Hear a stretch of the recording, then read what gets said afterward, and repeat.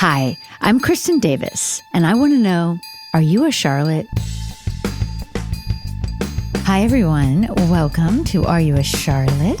Today, it's exciting. We have Craig Bierko, who plays Ray King, the jazz guy.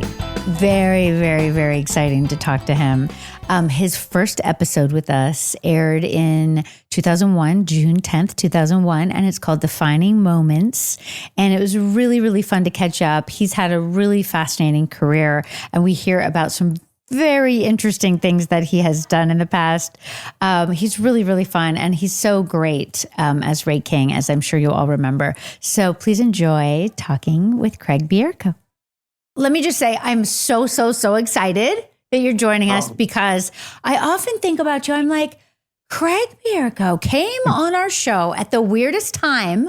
You play the most interesting, meaning like we were already in, we had Aiden. There were these long storylines, and then you just walked in the middle of it, to play your fantastic jazz man, as we call you, who's technically your name is Ray King. Ray King. It's a good name. Yeah. So take us back. What was it like? What do you remember? How did it happen? Oh, well, at the time I was, I think I was on the last part of my year doing The Music Man. Susan Stroman had done a revival of The Music Man, and I had been doing that for the year. So I was sort of in that zone, just kind of robotically not doing the show, but you know what it's like. Yeah, 8 shows a week. It's full on. 8 shows a week. It's really something. And so I had been doing that for close to a year, and the call came. And as you know, if you're doing a show that's 8 a week, you're never not completely exhausted, and the nobody tells you that after you get over the thrill of being on a Broadway show, the single greatest thing about it is that you have license to say no to everything. Everything. You don't have to go anywhere.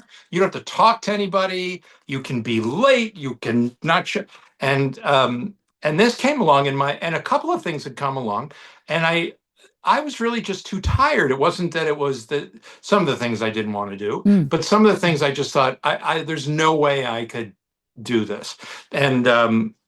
And this came along, and I read it, and I of course, I wanted to do it. And when I read it, I thought, I can't not do it. I mean, I've never read a part like this. I don't know that I've seen a part like that since, actually, which is crazy. But I had such a great time. There were a couple of things that I remember. I remember you guys were all unfailingly nice and welcoming. Oh, thank God. It's not always the case, and I've done a couple of shows where I was in your position, and I remember, I wanted to pay attention to that example. It's important, I think. And I think it is. Not only just because it's what decent human beings do, but also you're going to get the best performance from a guest the sooner they feel like they're part of the cast. Definitely. And the more a cast can make them feel like a regular part of the cast. Yeah. Literally, little things like developing inside jokes and stuff like that. It matters. I think I had one scene with the rest of you guys where she introduces me. Right. Yeah, we didn't have enough stuff with you. We definitely didn't. Nothing. I got no experience with the rest of the gals, which was too bad. But I enjoyed the storyline. You're so good in this character. It's so perfect for you. Like, it's a perfect union, don't you think? Well, is that what you mean when you said you haven't gotten that many scripts like this? Is like, what exactly do you mean by that? Oh, it is. Yeah. I mean, if I love a script, it can be for any number of reasons. But for this one, it was what I recognized. I thought, listen, it's a common affliction. I'm not ashamed of it, but I grew up with ADHD, and I'd never seen it represented as anything but a comic conceit. And it is used as a bit of a comic conceit, but I do feel also like it's, I wouldn't want something like that treated with reverence. I'd want to look at, and if I was going to inhabit it, I would want it to be as close to my own experience as possible. Uh-huh. You know, Yeah. his case was particularly intense, Yeah. but I can say there's nothing in that script that I don't recognize. I can say Amazing. that. I love that. That's really interesting. I didn't realize that. I didn't realize that, but that, yes, so perfect. That's your writers, and also in performance too. It was immediately comfortable. And it was that old joke. Like, I had lived the trope of the very first job I got. They said, "Can you ride a horse?" I was like, "Can I ride a horse?" And then I went and like had to take horseback riding lessons, and I almost got killed. But everybody's got stories like that, Yeah. and there's something about getting on, and another joke that I've always heard, but I hadn't experienced until then, was you meet somebody and you jump right into bed.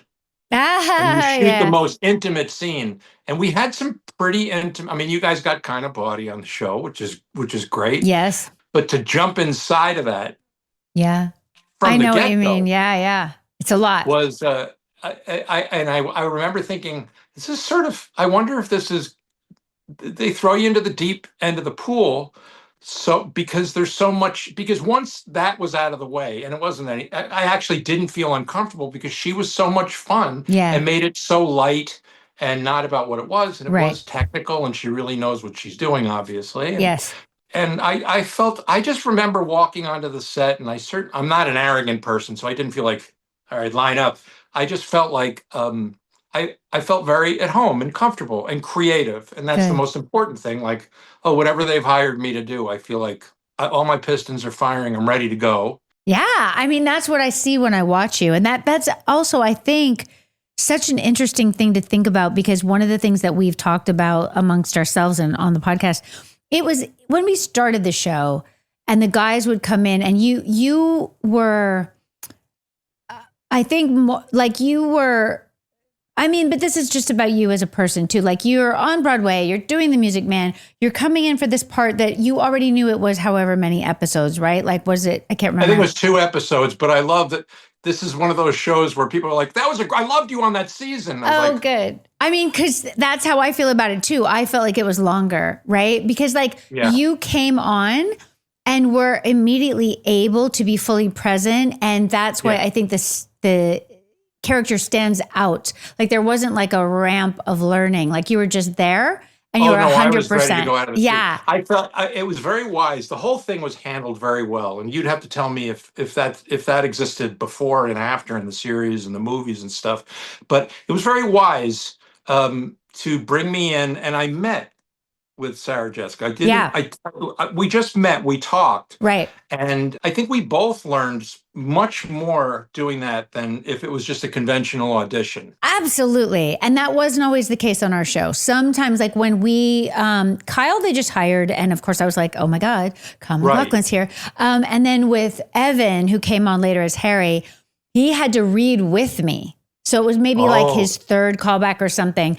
And I remember you're just dying for those actors because, of course, we've all been there. You're just like, it's so nerve-wracking. It's a difficult situation. Yeah, to be on the I would have side. You learn a lot, though. 100%. I mean, definitely. It's very, very clear. Do it, get out. Yeah. Do you need to see it again? None of that stuff. No. I learned that was the first thing I learned. You just do it and get out. Even if you lay a big stink bomb, just get the hell out. That's genius. You don't want that? You're crazy. Yeah, I agree. And that was definitely how Evan was, in terms of like, he wasn't asking for a lot. He just was like, this is what I'm going to do. And it was, of course, brilliant. But I would have loved to talk to him too, right?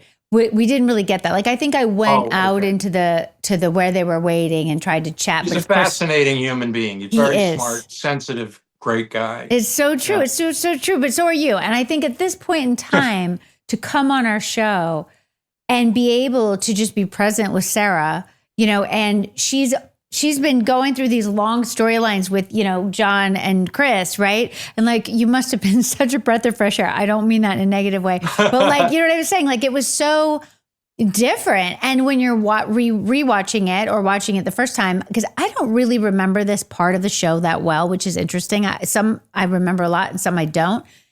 It's so exciting, right? You're watching the show and you're not thinking that she's going to do anything. She's literally on a date with Big, but not a date, like a non-date date. and you're on stage and you're flirting with her, which I also thought was very bold, right? Of your character.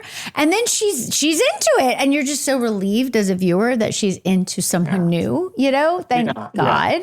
Thank God. I thought it was so good. And I'm really, really See, I didn't have into it. any sense. I didn't have any sense of that. You didn't? No, Okay. I something that worked for me was I don't know if it would have made a difference ultimately, but so meeting you guys, I was really meeting you guys. I had seen the show, and my girlfriend at the time, of course, was completely obsessed and loved the show.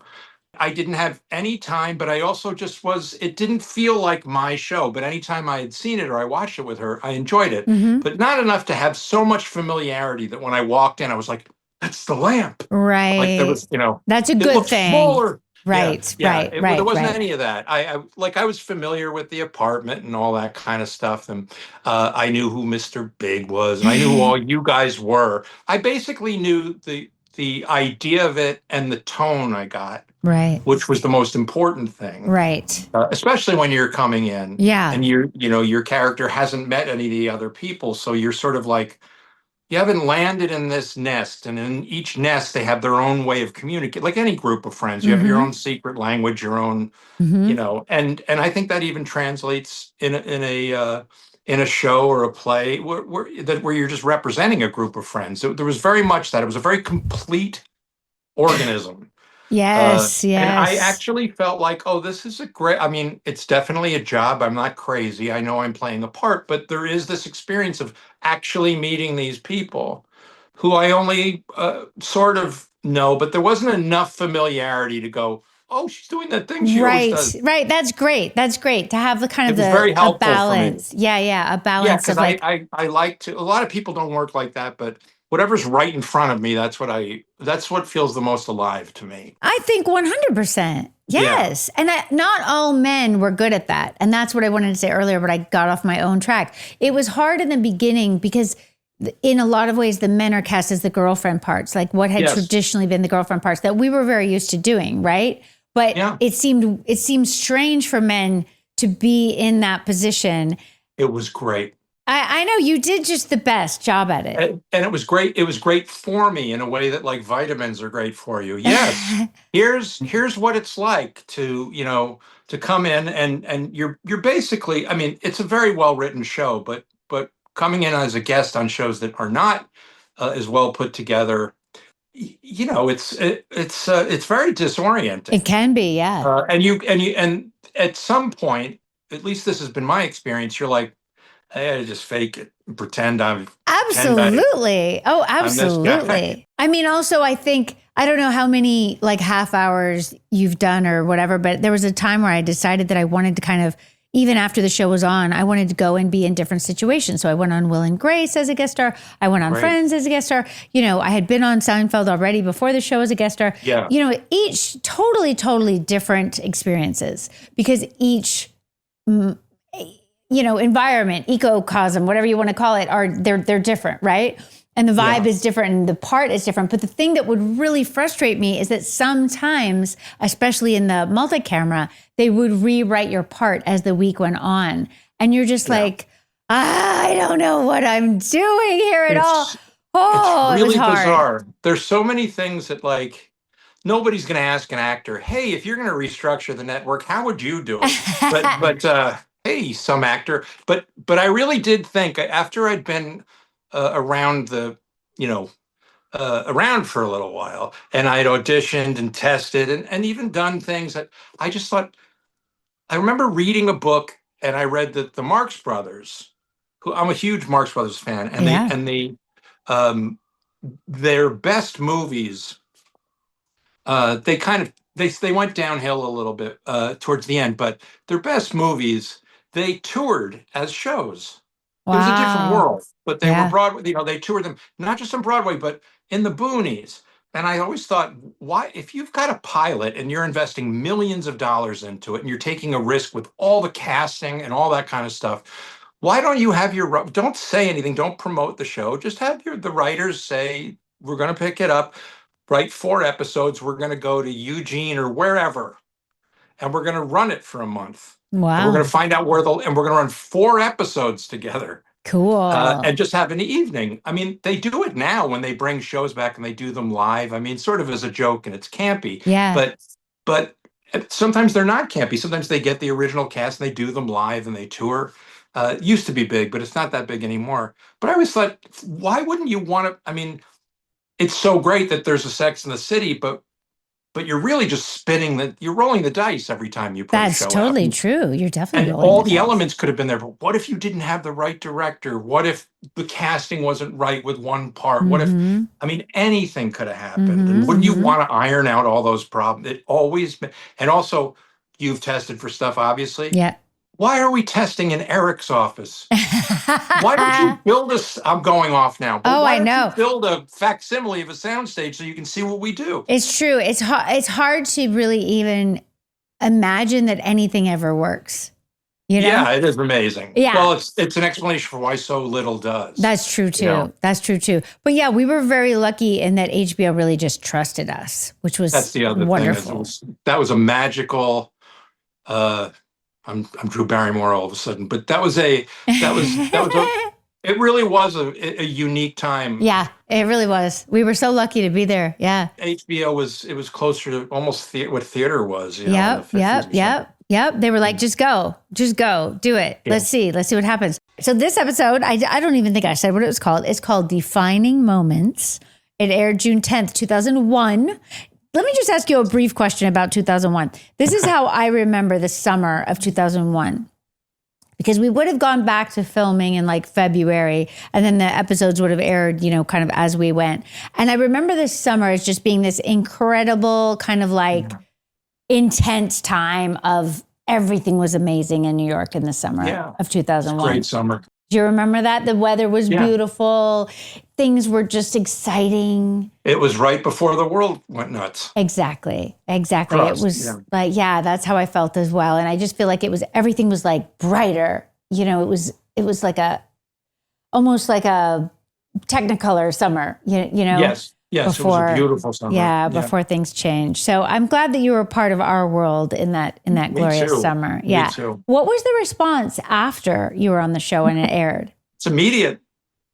It's I'm not in terms of quality, but it was the closest experience I ever had to like maybe being on a soap or something because of the level of familiarity and the sense of propriety that people have with these Definitely, characters. yes.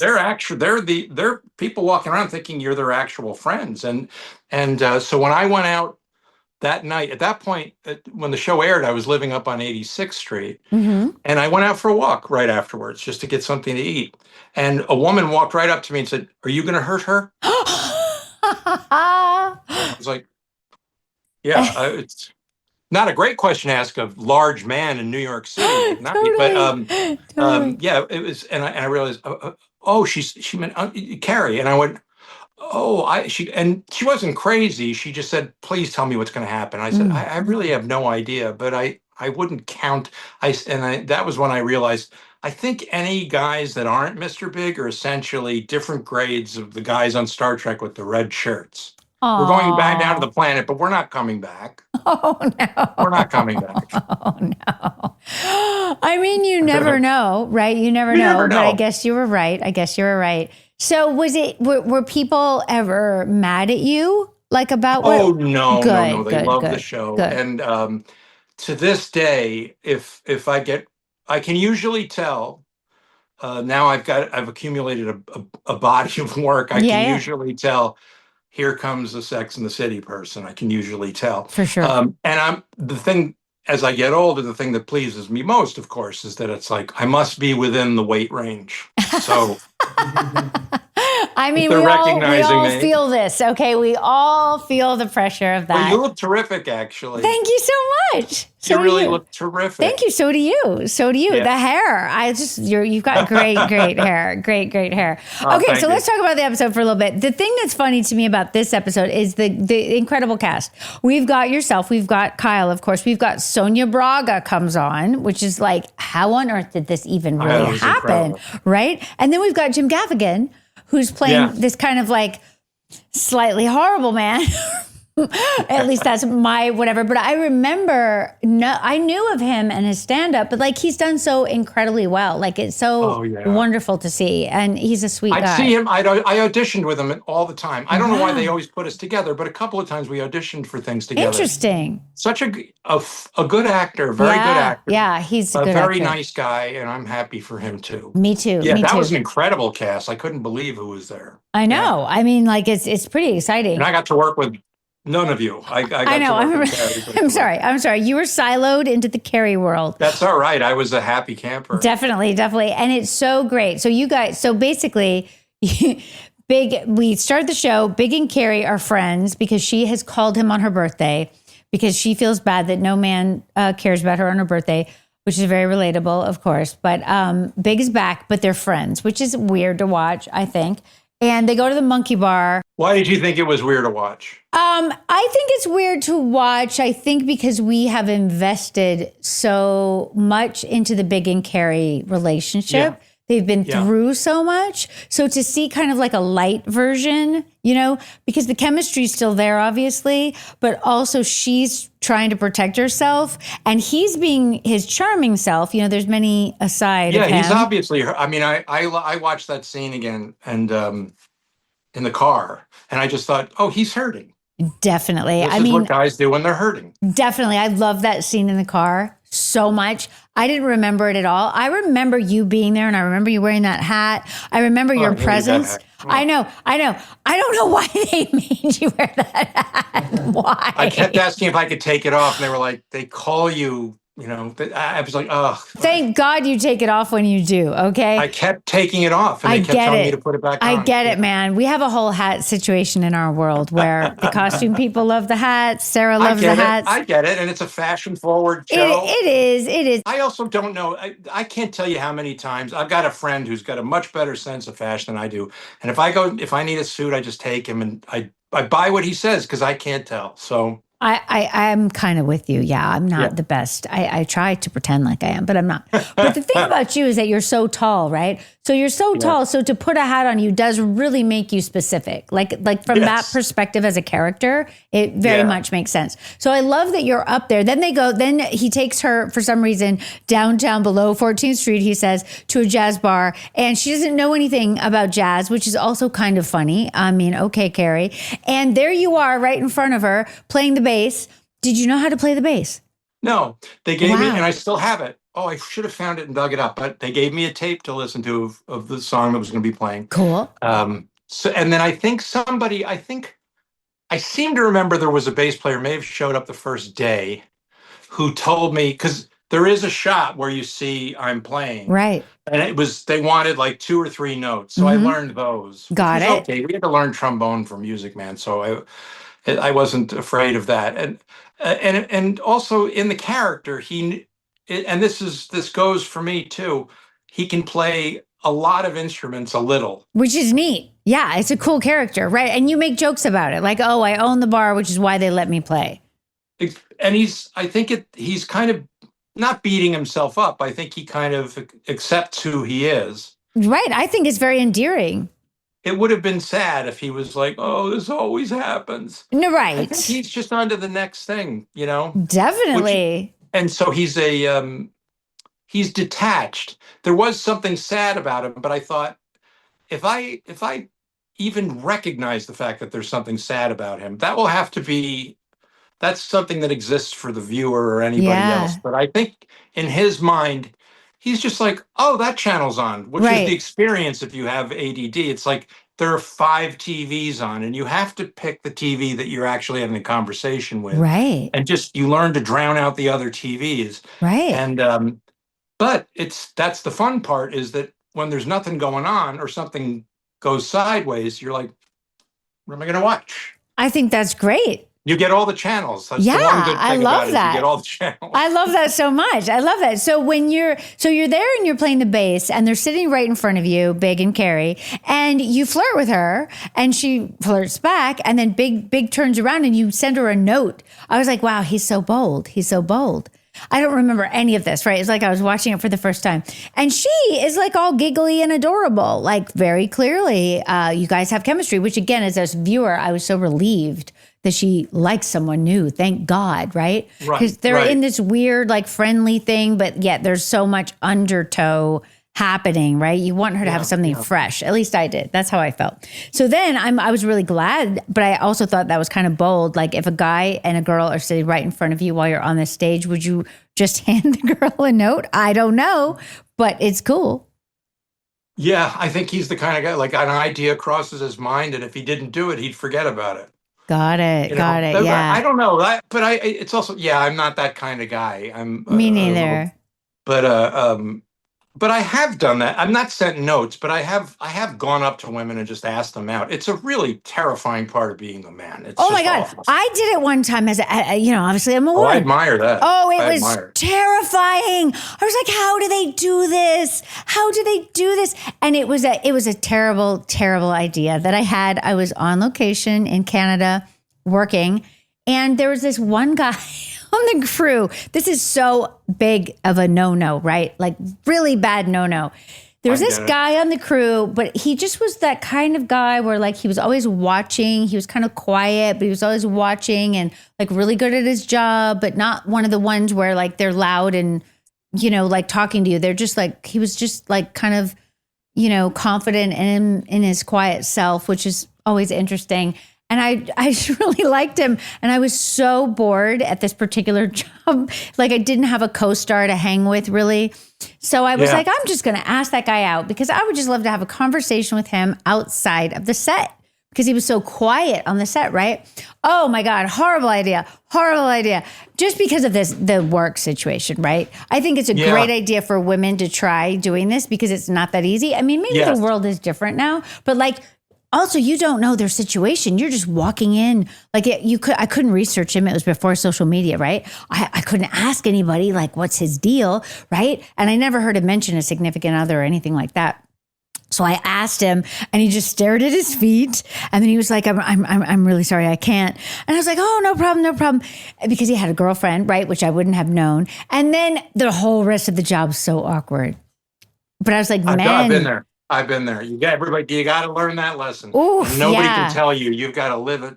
It's so true. You've got to live that pain and realize I'm never putting myself through this again. I know. But I thought to myself at the time, like men do this all the time. Like that is not easy. It's not easy.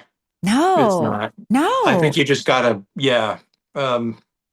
it's not easy. No. I mean, now they're the apps, so I guess you could just go on the apps. Though I don't know. Me neither. Okay, me neither. I'm going to die alone with cats. I'm going to die alone with dogs. Apparently, that's it. That's the way to go. Well, that's good. We're in it together, but not. Yeah. Okay, wait. Let's talk about the show.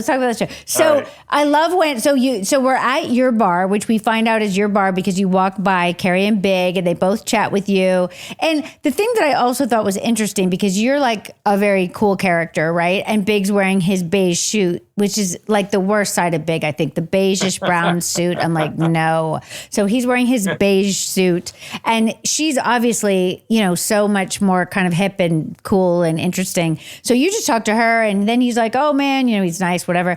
And then you guys all end up in this cab, right? Is that night that you end up in the cab? He keeps inviting himself along, basically. He's like, yeah, let's get a cab. And I know, it's horrible. It's horrible. It was hilarious, and I had forgotten that she gets out of the car and then drives away, and she's looking after him, and he just starts talking. He got out with her. I know, it was a really good reveal. I had totally forgotten it as well. Because I actually thought, that's an uncomfortable ride home. I don't remember shooting that, I don't remember watching it. It's so great, though, like to see you guys sitting there in the back of a real cab, and he's like, cabs suck, or whatever he says. Cabs are bad, or whatever. I'm like, oh, be quiet. Cabs are great. The old big, but you're in like a decent sized cab. I love that. Big men too. Yeah, I know. You are guys, big guys. So then she gets out and they're close on her, and you don't realize that he's also gotten out. And she's just like, great what are you doing? directing. It's so good. Oh, I forgot to say, this is directed by Alan Coulter, who we love so much. He's the best. He's the isn't he? best. I did a couple of things with him, and there's always something like that, and you don't normally see that on TV. It's I know it true. wasn't TV; it was HBO, but you It's don't true. normally see that. Something like that was a really well timed visual joke that you could see in a movie. So true. Yeah, so true. It was really, really good. And Yeah, then you're also like, Big, what are you doing? Like, I was very much with Carrie, like, what are you doing? But then yeah. luckily she goes upstairs and you call her right away. Good one on you. Good one. And you play her jazz, which is adorable. Like, I Mm. like all of the Ray, seduction. I think it's really likable. But then, of course, Big calls while she's on the phone with you, which is like, like you Yeah, need to just shake him off at this point, right? But then, luckily, you guys have great like initial chemistry, and you go yeah. out to the opening of Tao, which is kind of funny. And I think we filmed there also later, like maybe Big and Carrie's engagement party, I want Oh, to okay. say, because that place was huge, right? So It was like, huge. and Oh you my could do God. that aerial shot, that's a Yeah. cool shot. What a Um, great shot. I know it was a great shot. And I remember when Tao opened, like it was a whole thing. You know what I mean? Like it still is, obviously, but it was a whole Yeah. thing. And you guys are there. But of course, Big is there also with a model named Shay or Shaw or something Mhm. bizarre. And she's in the bathroom doing cocaine. And you're just like, oh, Big, just go away. And then you very smartly decamp to the bar. I thought that was a good move because you don't make a big fuss about it either, right? You just go over there and she finds you and you're like, yeah, I'm not going back to that table. I just have to love the lack of drama. You know what I mean? Like you're just Right, like, right. this is where I'm at. Obviously, there's something weird going on. You don't even really ask her a ton of questions, which I also love. Yeah. Ray is very likable. Yeah, the lack of questions that can mean a couple of things. It's actually, now that I think of it, kind of intelligent, because if he's it's sort of your first clue. If you watch it again, if you go back and look, I don't think you can tell, but it's very subtle of going, he doesn't live in that world. Yeah. His information is just like he's not going to just I think he Yeah. says things as he thinks of it, and Yeah. he is his baseline is kind of cool, I agree. I and agree. avoids he. I don't think I played this, but he avoids overstimulate. He likes jazz, but he doesn't play anything frenetic. It was nice and easy, and Yeah. in a restaurant like that, that that kind of environment, it's a lot of noise, it's a lot of stimuli, and it's really hard to focus. And part of that made sense to me too, that he sort of has to deal with, this is a step deeper. Maybe it's something just for the actor to carry around. Uh huh. It's nothing that's, I mean, the story tells itself. The script is going to tell you everything, but I think for me it was like that made sense to get Yeah. away from all the noise. And also there's a bit of a situation here. I keep everything, just keep it as simple as possible. Yeah. Simple. I love that. I love that so Yeah. much. It's really interesting. And it's just so nice because it's just so different, right? Yeah. And it was a nice scene too. I A liked really having good that scene with scene. her. It was Yeah. So it excellent. really is the first time they talk. Yeah, it was really, really good. And you guys have such easy chemistry. It's just easy. Yeah. Well, she's wonderful to work with, as I you know. know. It's I very, very know. easy. And she's very present. Very present. Yes, she really, really, really is. And when I look back to, I mean, she's so present and so, her instincts are so good, Yeah. all the time, like so Yeah. dependable. You know what I Yeah. mean? Yeah, obviously we know this, but it's fun to talk about it. So let's just talk about Trey and Charlotte. Oh, their trippy little selves. Oh my gosh. I don't even clearly remember this part at all. I remember Kyle in general, obviously. But at this point, we're having this bizarre thing where we're having sex in all these weirdly unusual places, like a bedroom at a cocktail party with all of the doctors that he works with. Like, it's not like Charlotte. There's times when I look at Charlotte and I'm like, she's not that mature in certain ways to understand why that would be something he would want to do. Like, she's like, I don't understand what's going on. She keeps saying to her friends, well, because obviously he's got baggage about relationships, right? And like marriage and all the things that are expected of him. So it's much more fun to have sex in a cab. Yeah. That's not like real or whatever. Yeah. Yeah. But Charlotte's kind of like, I don't know what's happening, and I'm just so happy that he wants to do anything. It's very interesting. It's interesting to watch, but it's also such a kind of like topsy-turvy, like turning things upside down, right? Like she wanted this wedding, she got the wedding, then of course there's going to have to be problems. But now there's like confusion, which I think is also really interesting to see her in. But I think that I had totally forgotten about, we're all shopping somewhere at some vintage place and Charlotte has a hickey. Totally forgot about all of this. What on earth, right? And then also Samantha comes over and she's like, oh, look, you're having a good, healthy relationship. Yeah. And Charlotte's like, oh no, if Samantha thinks it's healthy, that's a terrible sign. Like really funny, really funny. Yeah. And I didn't remember it at all. So then Charlotte goes to him when he's trying to have sex with her in a very interesting, like Indian decorated cab. And she's like, no, we have to, wait 5 more blocks till we get home. Like, why can't we do that? And then he calls her later and apologizes, which is very sweet. But also the thing that I think about watching it back is that the main problem is not the sex. It's that he cannot seem to talk about anything. That's a tough one. Isn't it? I was rewatching this episode and I've gone through each one of those experiences since. Wow. Like they're very relatable, which is part of obviously the soup of the show. It's why it connects so much, is that there's so much to connect to. Yeah. There really isn't anything that was just, it didn't seem like anyway, for me, certainly in that episode, that there was stuff that was really funny, but it all came out of character and stuff that was really, it seemed researched. Like I told you, I really appreciated that. And also the fact that, I've been there. It's, but I've been on both sides of the, why aren't you talking? What, I want to talk about this. But it didn't hit it. Not when I saw the show, but when I did it, I was 36, I guess. And now I'm 111. It's different. It's different. It's different, when you're mature and you've had some experiences or maybe even been humbled a little bit and then you can see something like that episode and go, yeah, I was non-communicative, or, it's very, it's like a validation to see something on a show that you're familiar with and you love that tells you it's okay. Yeah. This happens. Yeah. And here's a way to deal with it. Like it can be kind of instructive. Oh, I agree. It's super interesting from that perspective. I actually had that. I thought, oh, this will be nostalgic, but I looked at it and thought, I'm glad I saw that because, I had a research. I was the one who, there was somebody else who just wasn't a talker. They just weren't. Right. And I like to get in there and understand things. Me too. But it just wasn't that person's style. Right. And I saw that it was instructive. I saw that. I said, it's frustrating, but it's okay that it's frustrating. Right. I wish I didn't kill them. That was wrong.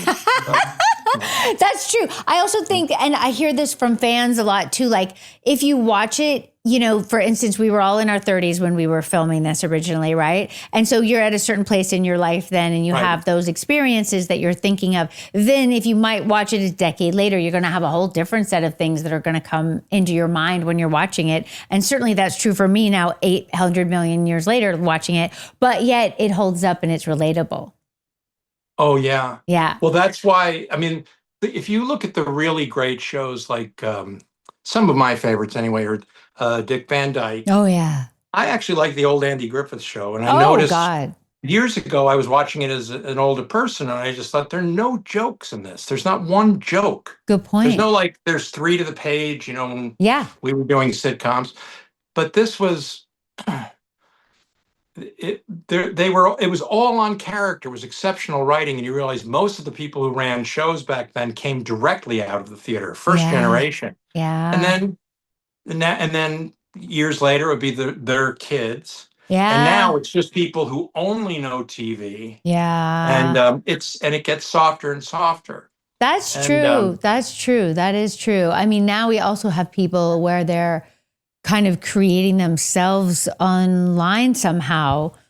It's a whole new thing. And I'm sure good stuff will come out of that. Yeah. If you look at Quinta Brunson, who created Abbott, we talked to one of that cast. She created her own self online first, but then also created Abbott. And learned how to write in that format so brilliantly.